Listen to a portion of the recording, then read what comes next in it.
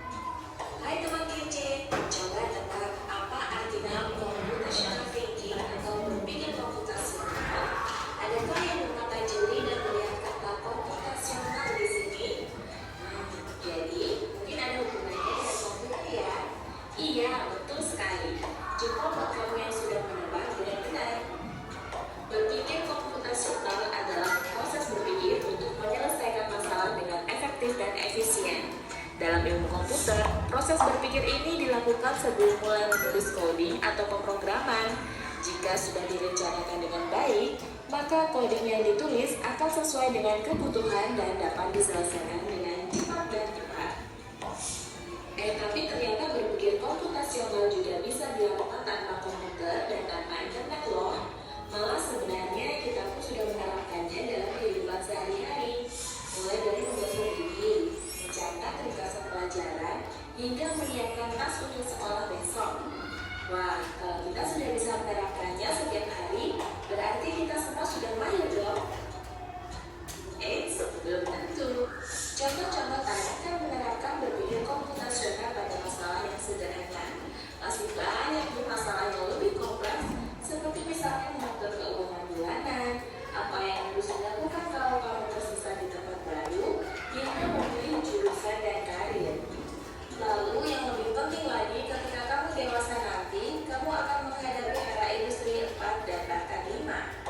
Di sini kamu perlu kecepatan untuk memanfaatkan dunia digital, mulai dari mencari dan memilah informasi yang kamu perlukan, hingga menggunakan informasi itu untuk membuat keputusan penting dalam hidupmu. Menghadapi masalah kompleks kehidupan di masa sekarang dan masa depan ini mirip seperti merencanakan coding yang sudah dibahas sebelumnya. Kuncinya adalah memahami masalah dengan tuntas dan mencari cara menyelesaikan yang efektif dan efisien. Nah, kalau begitu, bagaimana Anda juga bisa berpikir komputasional? Sekarang kita bahas ya, 4 landasan dari berpikir komputasional. Yang pertama, dekomposisi. Dekomposisi artinya membagi masalah kompleks ke bagian yang lebih kecil agar mudah diselesaikan. Misalnya, kamu ditunjuk jadi ketua panitia lomba 17-an. Maka, untuk memudahkan pelaksanaan, kamu bisa menunjuk panitia bagian acara, konsumsi, publikasi, keamanan, dan lainnya. Yang kedua, pengenalan pola. Artinya mencari kesamaan dan pola di antara bagian-bagian masalah kompleks yang sudah dipecah. Misalnya, kamu hendak melipat dan menyimpan jemuran di rumah, maka kamu perlu bisa mengenali jemuran milik ayah, ibu, kamu, adik, dan milik bersama seperti spray, handuk, dan lainnya. Ini karena jemuran-jemuran itu perlu disimpan di tempat yang berbeda. Yang ketiga, abstraksi. Artinya fokus pada informasi yang penting saja, mengabaikan detail yang tidak diperlukan. Misalnya, kamu hendak menceritakan pengalamanmu berwisata ke luar kota. Tentunya kamu mengalami banyak hal dari mulai berangkat di bus, berfoto bersama, makan di restoran, menginap di hotel, hingga perjalanan pulang. Tapi nggak mungkin kan kamu ceritakan semua kejadian dengan detail pada teman-temanmu. Pasti mereka bosan kalau kelamaan. Jadi kamu harus menyaring beberapa kejadian yang menarik saja untuk diceritakan pada teman. Yang terakhir, algoritma. Artinya membuat langkah-langkah penyelesaian atau membuat aturan yang diikuti untuk menyelesaikan masalah. Misalnya kamu diberi daftar belanja di supermarket oleh ibu, ada minyak goreng, telur, roti, sayur, dan kopi. Lalu kamu harus buru-buru karena ibu sudah mau memasak dengan minyak goreng itu. Nah, kalau seperti ini, satu cara yang efisien misalnya mulai dengan mengambil barang yang paling dekat dari pintu masuk, hingga terakhir yang paling dekat dengan kasir. Nah, itu dia 4 landasan berpikir komputasional yang perlu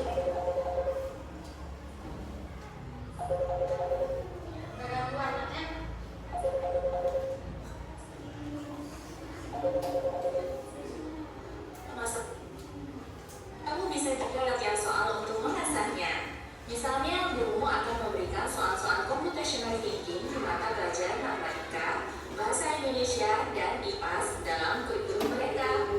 Selain itu, kamu bisa ikut tantangan bebas Indonesia juga. Yuk coba simak satu contoh soal computational thinking. Dalam bis studi wisata, ada 3 kelompok anak yang akan diantarkan ke 3 tujuan berbeda. Bis berhenti pertama di restoran, lalu hotel, dan terakhir museum. Hanya ada satu tempat. Nah, dari penjelasan tadi, anak-anak udah ngerti kan? Sudah tahu kan arah